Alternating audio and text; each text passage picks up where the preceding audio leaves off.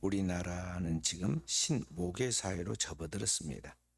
한반도에서 기원전 4천년 전부터 신석기 시대가 시작되었는데 그 이후에 지금까지 6천년 동안 남자들이 아버지들이 집에서 모든 것을 살림을 이제 이렇게 가게를 이끌어가는 가부장적 사회였는데 이 사회의 그 생존 틀이 바뀌어서 이제는 그 집에 어머니가 가정을 이끌어가는 이 신모계 사회로 접어들었습니다. 그래서 우리나라도 근대화 가면서 지금 많은 사회 변천과 함께 이러한 모습들이 나타나고 있는데 현재 우리나라의 여성들의 지위는 높아졌고 특히 집에서 그 어머니들의 그런 모든 그런 지위도 달라졌죠. 그래도 사실은 우리나라에서 아주 완전하게 여러 가지 여인들이 대우를 받는 그러한 사회가 되어 있지는 못하고 있습니다. 2007년도에 세이브 더 칠드런이 발표한 세계 어머니 보고서에 보면 세계 140개국 중에 우리나라가 46위를 했습니다. 어머니가 살기 좋은 또 어머니가 되기 좋은 나라의 순위에 46위라고 그랬습니다. 우리나라가 완전히 그런 좋지 않은 그런 후진국 나라는 아닌데 그러나 아직은 완전한 성숙한 어머니가 살기 좋은 선진국 사회는 아니다 그런 말이죠.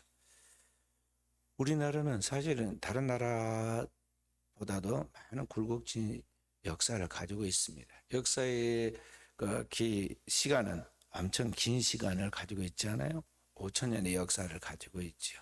그 역사의 긴 세월 속에서 많은 굴곡진 세월들이 있었는데 그중에 근세에 와서 가장 혹독한 우리 민족의 시련들이 있었습니다. 그래서 이 왕조 시대를 끝마쳐가는 이 조선 시대, 그러니까 이 봉건주의 사회 시대의 그런 특징이 왕조 사회가 끝나가고 새로운 이제 그 공화정으로 바뀌어가는 이런 현대 사회로 탈바꿈해가는 이 근대 사회에 우리나라는 가장 어려운 일들을 많이 겪었습니다. 그래서 우리나라가 일본의 침략을 받아가지고 일본에 의해서 36년 동안 혹독한 그런 시련을 겪기도 하고 또 기적적으로 하나님의 은혜로 해방되었다가 이제 또다시 남과 북이 크게 전쟁을 벌여서 전쟁의 참화 속에 우리나라가 잿더미에 있는 그리고 남과 북이 나뉘어 가지고 지금까지 70년 넘게 서로 대립해 있고 세계가 주목하는 위험한 나라로 이렇게 지금 보고 있는 그런 나라가 되고 있죠. 이런 환란을 많이 겪어가면서 우리 민족이 생존해 가고 새로운 변화를 가져오는 그 절약의 깊은 뿌리에 보면요, 우리 이 민족을 지탱해 나가는 그러한 큰 버팀목이 있었는데 그게 뭐냐면 부모였다는 거죠. 부부였다는 거예요. 그래서 이 남자들이 깨어서 이 민족의 장래와 미래를 놓고 목숨을 걸고 희생하는 반면 또 그 모든 핍박과 환란들을 다 몸으로 체감하면서 남아있는 가족들, 자녀들을 끝까지 책임지며 돌봤던 그 여인들, 그 어머니들이 있어서 우리 민족이 보존된 것을 볼 수가 있어요.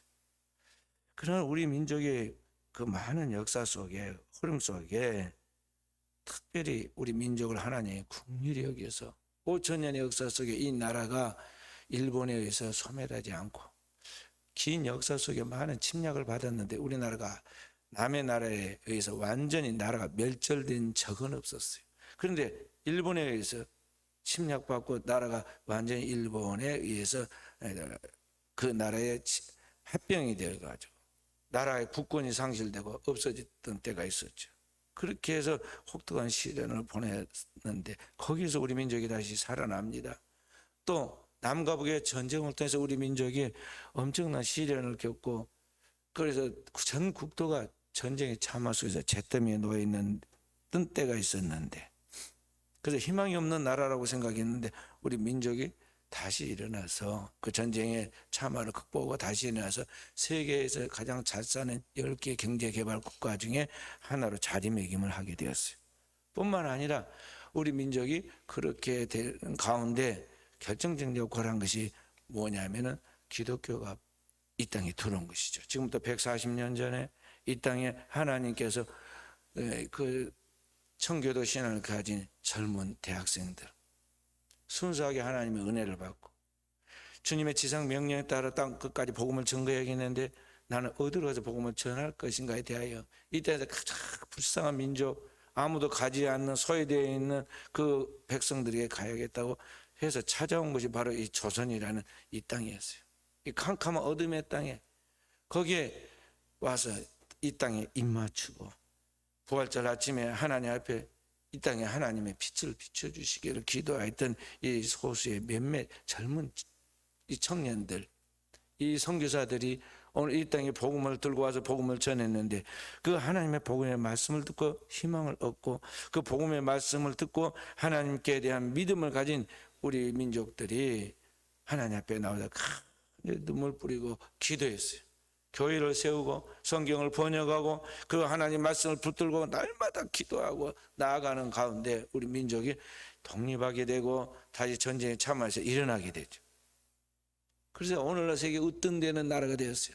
그래서 세계에서 잘 사는 10개 국가 중에 하나가 되었는데 그보다 더 놀라운 것은 뭐냐면 가장 늦게 복음을 받아들인 우리 민족이 세계에서 가장 많은 선교사를 파송하여 세계에서 선교를 가장 많이 하는 선교 대국으로 지금 하나님 앞에 영광을 돌리고 있다는 거죠. 지금 세계 어느 나라에든지 선교사가 들어가지 않은 나라가 없고 선교사가 들어가서 복음을 전하는 우리 나라의 선교사들은 다 성공을 했어요.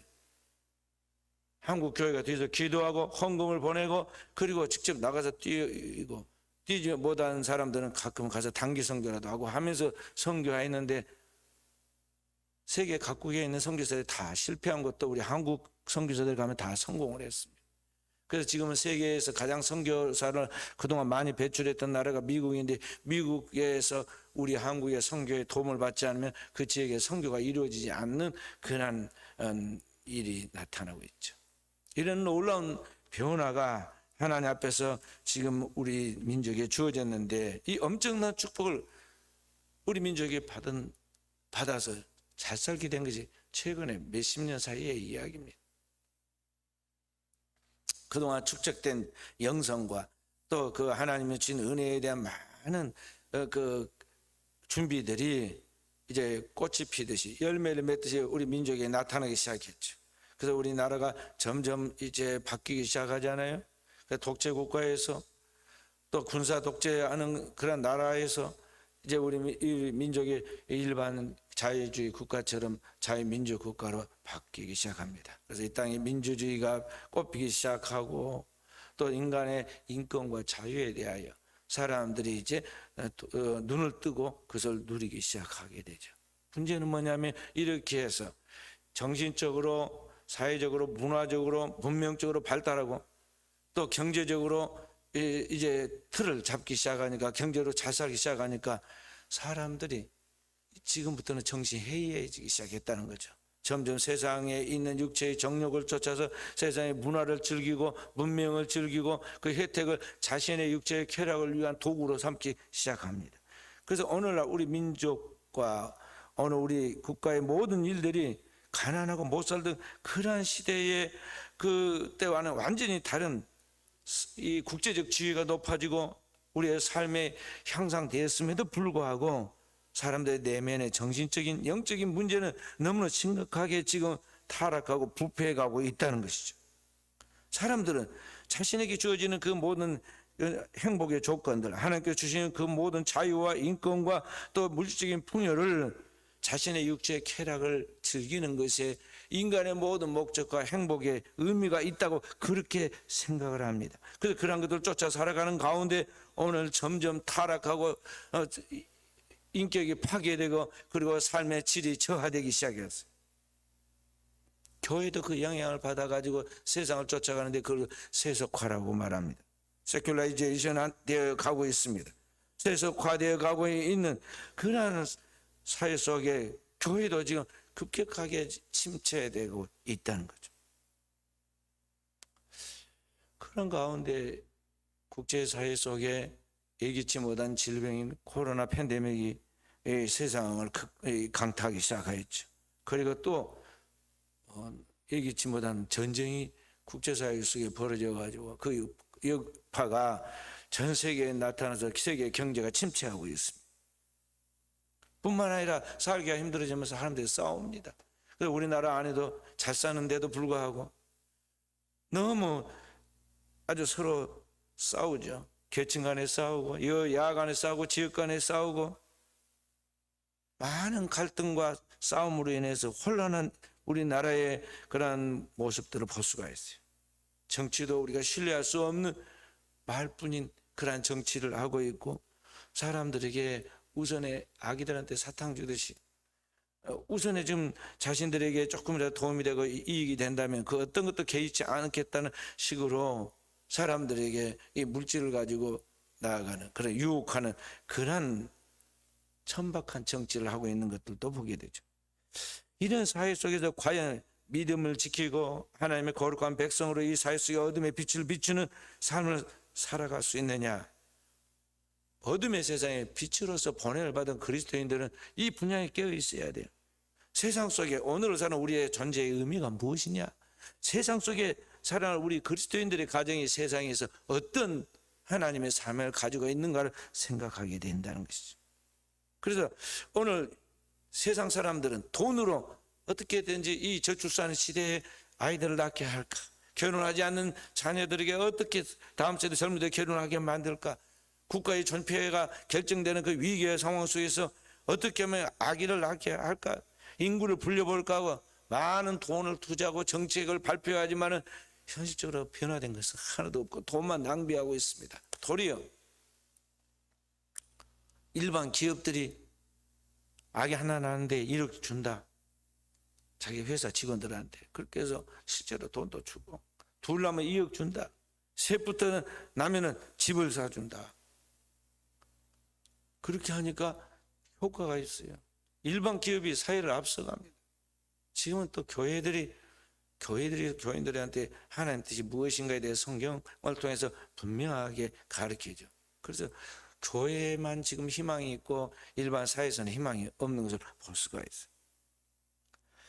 자, 그런 가운데 오늘 이 어둠의 세상에 희망을 주고 이 세상에 빛을 비추고 세상 사람들에게 진정한 꿈을 가지고 오늘을 살아가면서 하나님의 창조한 이 세계를 아름답게 만들어갈 수 있도록 하기 위해서 교회는 어떤 사명을 감당해야 하는가, 그리스도인 가정들이 그 분명한 정체성을 가지고 일하는 것들을 보여줘야 한다는 것이죠. 그래서 지난주에 말씀드린 게 신앙의 가정을 이루기 위해서는 오늘 우리가 첫 번째로 이 가정의 핵심인 부부가 온전한 사랑으로 서로를 섬겨 나가되 마치 그리스도가 교회를 위하여 자신을 주신 같이 교회가 그리스도를 섬기고 그 앞에 순종하듯이 그렇게 영적인 승화된 모습으로, 그리고 이 땅에서의 가정이 영원한 하나님의 가정으로 완전히 이렇게 전환되어 간다는 것을 알고 그 영원한 하나님의 가정에 신랑 되신 그리스도와 신부된 그의 교회의 성도로서 자리매김하기까지 함께 하늘의 유업을 이어받을 줄로 알고 귀히 여기는 부부가 되어야 한다는 것을 지난주에 말씀을 드렸어요. 그리고 이제 더 나아가서 오늘 말씀드릴 것은 이어서 그 부모의 가정에 대를 이어가야 할 자녀, 부모와 자녀의 관계에 대한 말씀을 통해서 우리가 그리스도인의 가정으로서 세상에 어떤 희망을 줄 수 있는가를 우리가 하나님 앞에서 분명한 하나님의 메시지를 가지고 오늘을 살도록 해야겠습니다. 그렇다면 오늘 우리가 믿는 신앙의 가정에서 어떻게 자녀가 부모에게 대해야 하는가 하는 것입니다. 신앙인 자녀의 바른 자세에 대한 부분을 오늘 하나님 말씀 1절 2절에 이렇게 말씀하고 있습니다. 함께 읽어봅니다. 자녀들아 주 안에서 너희 부모에게 순종하라. 이것이 옳으니라. 네 아버지와 어머니를 공경하라. 이것은 약속에 있는 첫 계명이니. 아멘. 오늘 성경 우리에게 네 아버지와 어머니를 에게 순종하라고 그랬고 그 다음에는 공경해라고 그랬습니다. 그것이 하나님이 주신 약속에 있는 첫 번째 계명이라 반드시 지키면 내가 복을 받는다고 이야기를 합니다. 그래서 오늘 우리 사랑하는 성도들은 이 하나님의 계명을 따라, 그러니까 부부간의 이야기도 그리스도와 교회에 대하여 그렇게 이야기하신 것 같이 이 부모 공경의 이야기를 할 때 자녀들이 부모에 대한 것도 여기 보면 주 안에서 1절에 그렇게 말해요. 주 안에서 하나님을 믿는 믿음 안에서 하나님의 그 복음 안에서 그렇게 하라고 그랬습니다. 왜 그러하느냐? 왜 그러느냐? 이 부모라는 것은 단순한 부모가 아니라 이 부모는 하나님의 형상과 모양의 내가 하나님의 형상과 모양으로 되어지기 전에 우리 부모를 통해서 오늘 내가 하나님의 형상과 모양을 이어받은 거예요. 그러니까 내가 부모에게서 나왔듯이 본래 모든 생명의 근원이고 그 생명을 창조하신 분이 누구냐면 하나님 아버지시죠. 그 하나님 아버지께서 이 땅에 두 큰 계명을 주었는데 그 큰 계명이 뭐냐면 첫째는 하나님을 사랑하라는 것이죠. 십계명의 제1계명부터 제4계명은 주 너희 하나님 한 분을 사랑하고 다른 것을 숭배하지 말고 다른 것에 절하지 말고 그 하나님을 사랑하라는 이야기예요. 확실하게 주의를 정해서 안식일을 기억하여 그날 그 하나님을 경외하는 예배의 성공자가 되어서 하나님께 축복을 받으라고 이야기하고 있어요. 그러니까 위로는 하늘에서 하나님 아버지를 경외하고 사랑함으로 네가 축복을 받듯이 땅에서는 그 하나님의 형상과 모양이 첫 번째, 쉽게 말하면 땅 위에 하나님이 바로 부모라는 거예요. 그러니까 그 부모에게 공경하고 순종하라. 그것이 내가 진짜 땅 위에서 살되고 축복받는 비결이다.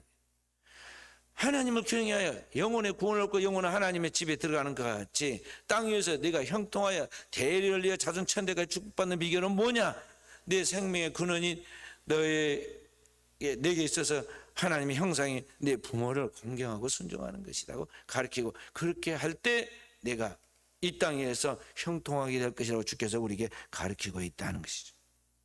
그리고 우리 사랑하는 성도는 그러나 하나님의 성경의 진리와 그 원리를 알고 그런 원칙 안에서 가정을 믿음 안에 세워가도록 해야 하는 것입니다.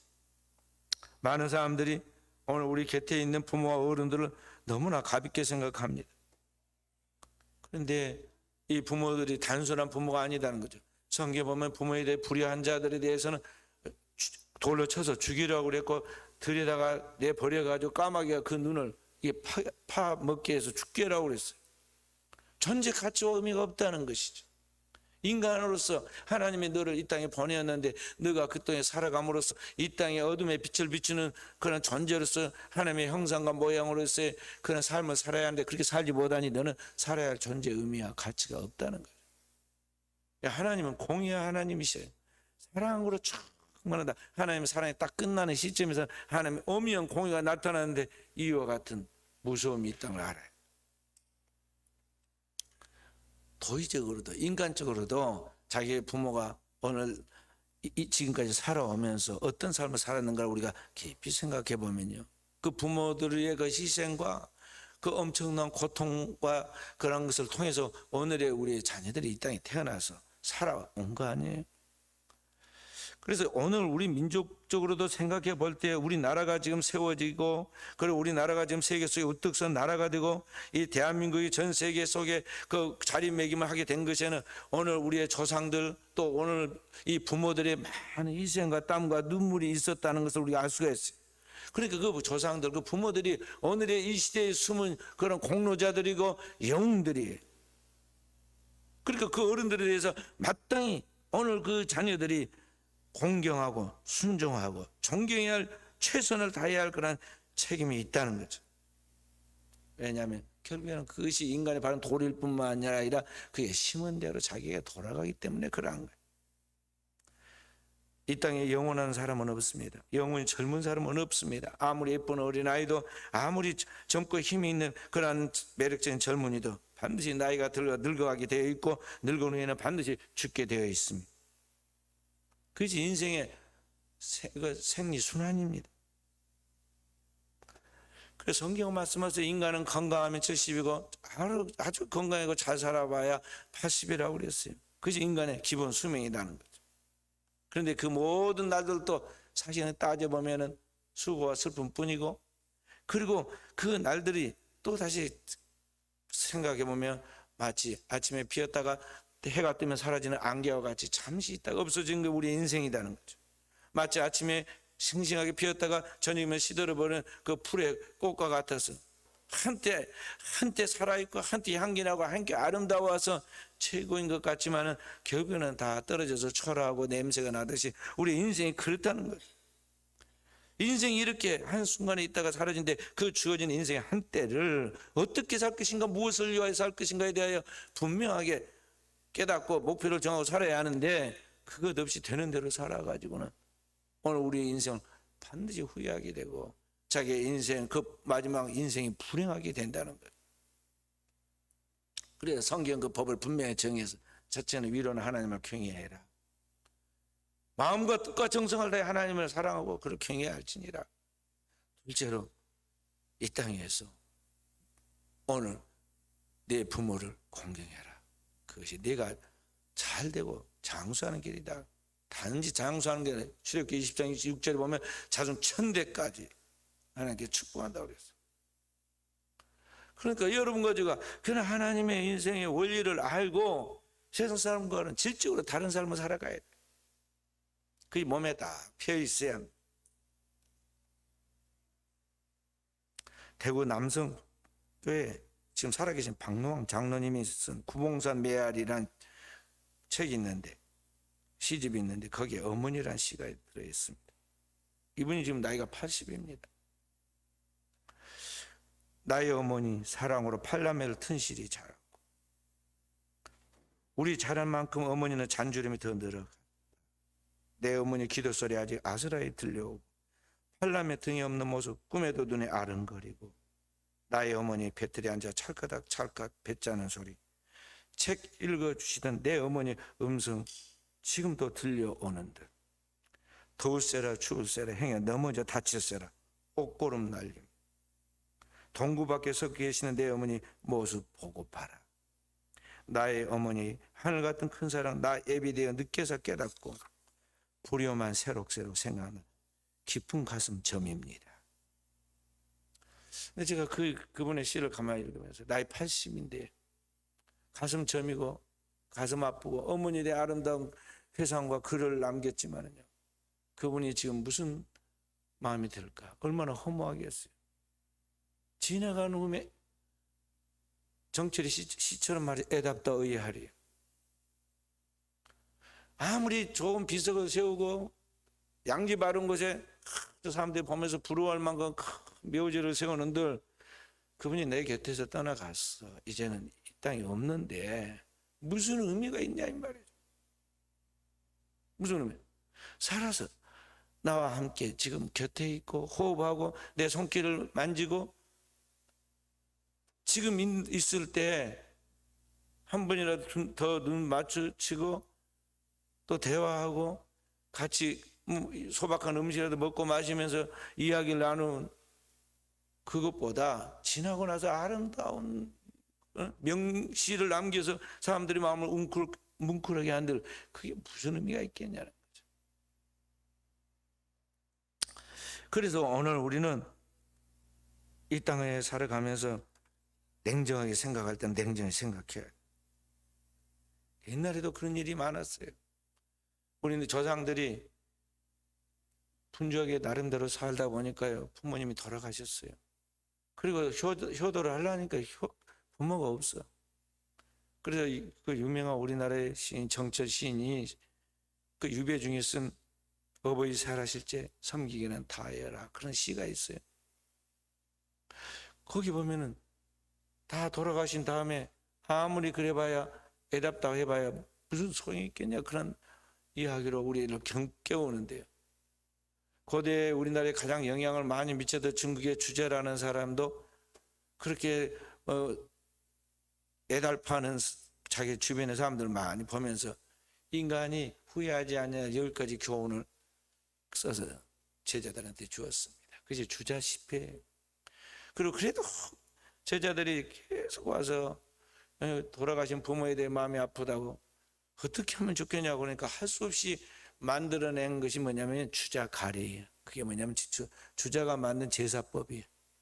그 우리나라 제사법은 주자에 의해서 만든 제사법인데, 그래서 그 우상을 숭배하고 귀신을 숭배하라 그렇게 한 것이 아니라, 부모를 막 돌아가신 부모를 애달파하니까 부모의 그 기일에 부모를 생각하면서 그렇게 보내라고 그런 뜻으로 지금 사실은 한 것인데, 그게 좀 더 과장돼 가지고 마치 저 절에 불상 만들어 놓듯이 지금 그런 것을 하고 있게 된 것이죠. 주자가 쓴 주자 10회가 있는데, 주자 10회 10가지 교훈 중에 첫 번째로 나온 것이 뭐냐면은 불효 부모 사후해라. 부모에게 불효하면은 반드시 죽고 난 다음에 후회한다. 그러니까 살아 있을 때 내가 할 수 있는 것을 최선을 다하라는 거. 그리고 쭉 춘불경적 추후에요, 소불근황 노후에요, 색불근신 병후해라 막 쭉 하면서 10개 이야기했어요. 그 첫 번째가 뭐냐면 부모에게 최선을 다하지 않고 공경하지 않으면 너 나중에 꼭 돌아가신다면 후회한다는 그런 이야기. 그래서 오늘 하나님 믿는 백성으로서 이 세대가 정말 자신이 최고가 되어가지고 자신을 위해서 부모를 살해하기도 하고, 부모가 돌아가시지도 않았는데 부모의 재산을 뭐 강탈하다시피 빼앗아 가지고 자기가 다 가져가고 자 부모를 이렇게 방치해 놓고 이렇게 사는 사람들이 너무나 많은 이때에, 이 세태 속에 오늘 그리스도인들은 세상 속에 어떻게 하나님을 경외하며 어떻게 부모를 공경하며 어떻게 자녀를 잘 이끌어 나가는 것을 삶을 통해서 세상 속에 보여줌으로 어둠의 세상에 빛이 되게 하고, 이 방황하는 사람들에게 진정한 삶의 가치 있는 삶의 무언가를 깨닫고 따라오도록 만들어서 복음이 전해지도록 해야 한다는 것입니다. 그렇다면 우리가 어떻게 그런 효과를 실천할 수 있느냐? 오늘 1절에는 첫째는 주 안에서 순종해야 한다 그랬습니다. 여기 주 안에서는 말 주의 복음 안에서 그의 뜻 안에서 효도해야 한다는 것입니다. 이게 주님의 뜻이 무엇입니까? 내 아버지의 뜻은 아들을 보고 믿는 자마다 멸망치 않는 이것이니 마지막 날에 내가 다시 살리리라고 그랬어요. 그러니까 가장 중요한 것은 뭐냐면 이 부모에게 효도한다는 가장 중요한 것은 이 하나님을 믿지 않는 부모를 복음을 전해서 예수 믿게 하고 그 영혼이 하나님의 구원을 받아 하나님의 영원한 나라에 들어가게 만드는 것이 그게 가장 큰 효도예요.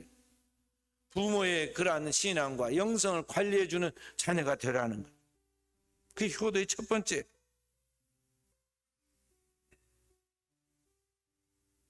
그리고 또 더 나아가서 그 부모 앞에서 자신이 잘 결혼해서 믿음의 자녀를 잘 낳아가지고 자기 부모에게 이렇게 믿음의 가정을 이루고 있습니다 하고 그 자손들을 딱 그 무릎에 놓아서 품에 안겨서, 그래서 대를 이어가는으로 부모가 안심하고 행복하도록 그렇게 해주는 것이 부모에게 하는 또 이 땅에서의 효도예요.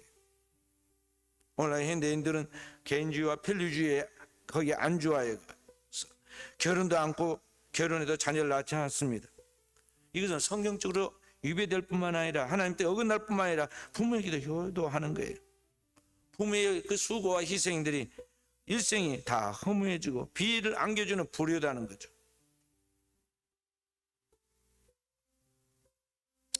그래서 오늘 첫째로 주 안에서 순종한다는 말은 부모를 잘 믿도록 해줄 뿐만 아니라 그 부모를 전도해서 잘 믿고 자신도 잘 믿어서 다음 세대로까지 그 믿음을 유산시켜 그것을 부모에게 보여드리는 것이 가장 첫 번째 그러한 효다하는 것이죠.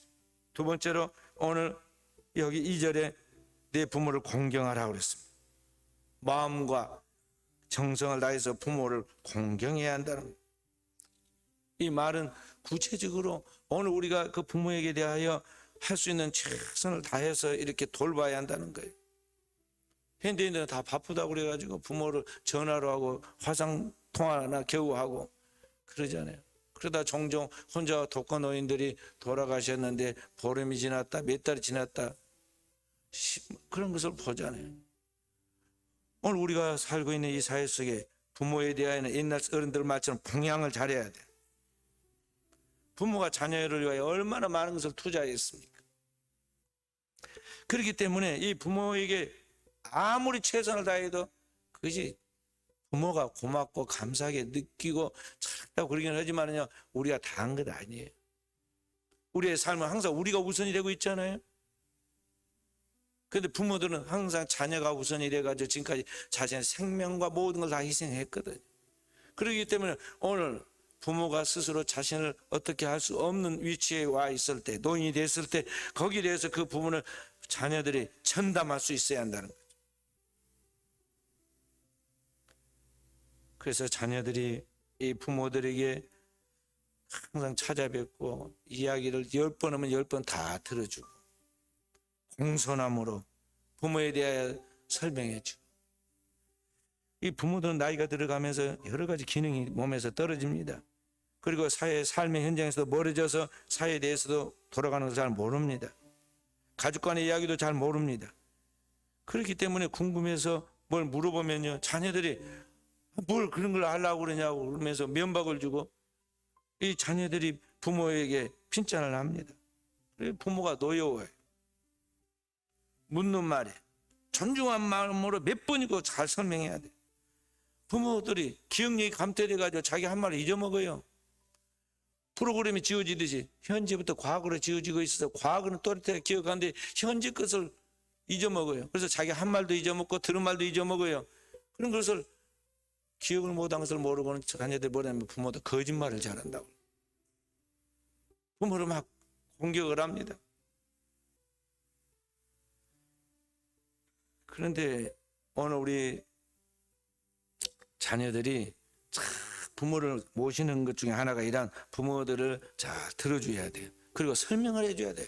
10번이고 20번이고 설명을 해줘야 한다니까요.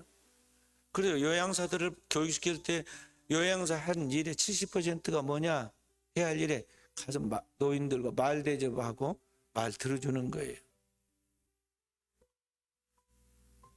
그래, 현대인은 그걸 안 한다 이거죠. 자기들끼리 모여서 자잘하고 말이죠. 놀러 다니고 이야기하고 부모에게는 이야기 안 해요. 옛날 사람들은 어떻게 했냐면요, 나갈 때 어머니 저 어디 오늘 일이 있는데 무슨 일을 하러 갔다 오겠습니다. 딱 절을 하고, 안 내다봐도 문 밖에서 절을 하고, 다녀오면은 오늘 어머니 어디 다녀왔는데요, 무슨 일이 있었고 무슨 일이 있었습니다. 애기처럼 다 이야기해요. 그랬어요. 근데 여사이는 어때요? 전화가 없습니까? 아니면 화상 전화가 안 됩니까? 아니, 좋은 핸드폰 자꾸 바꾸기만 하지 말고 말이죠. 그때 써야 하는데 그게 안 돼요. 그래서 부모들이 섭섭해요. 부모가 묻기 전에 말을 해야 하는데요. 묻는 말도 대답을 안 해. 그래서 현대 사회가 각박한 사회가 되었다는 거죠. 그래서 오늘 자녀들은 이 부모에게 공손함으로 설명을 잘하고 부모에 대하여 칭찬하고 축복해야 돼요. 그동안에 부모들은 우리를 키우느라 상처를 많이 받아가지고 쓴 담즙이 너무나 내면에 많이 있어요. 그래서 자신도 모르게 그 악독한 말들이 또는 그런 표현들이 막 나와요. 그런 것들을 여러분들이 싹 걸러내고 도리어 그분들에 대하여 장점을 찾아내고 그분들이 그 순수했던 깨끗했던 그 원래 가지고 있었던 그 좋은 것들이 있는데 이 희생했던 그런 것들을 찾아내서 다시 상기시키고 축복해주고 그래야 하거든요. 근데 우리는 자꾸 나쁜 것만 찾아내고 이야기를 해요. 사랑으로 하면은 다 좋은 거예요. 좋게 보여. 그런데 사랑을 빼고 보면요, 잘한 것도 밉게 보인다고. 그래서 모든 것을 사랑으로 나가는 거죠. 여기 자기를 낳은 친부모가 됐든 결혼해서 법적인 부모, 장인 장모나 또는 시부모, 시어머니가 됐든 똑같은 거예요. 여기 낳은 부모는 친부모죠.